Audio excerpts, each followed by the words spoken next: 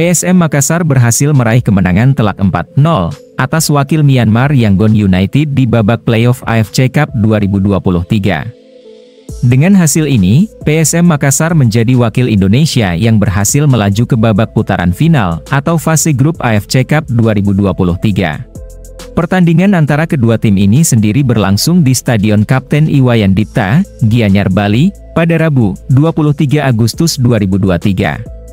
Sejak awal babak pertama, PSM Makassar yang berstatus sebagai tuan rumah langsung mengambil inisiatif serangan terlebih dahulu. Hasilnya, gol cepat di menit kelima membawa PSM untuk sementara unggul 1-0 atas Yangon United, setelah Adilson Silva berhasil membukukan gol perdananya.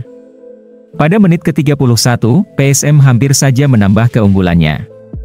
Namun, umpan silang yang diberikan dari sisi kiri pertahanan lawan gagal disambut oleh Zaki Ashraf.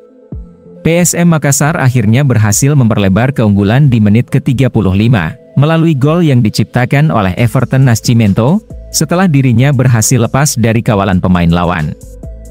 Masuk ke babak kedua, Yangon United yang tertinggal kembali mengambil inisiatif terlebih dahulu, dengan menekan lini pertahanan PSM.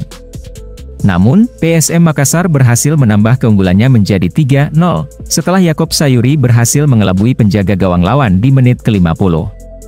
Adilson Silva kembali mencetak gol kedua alias brace di laga ini, pada menit ke-61.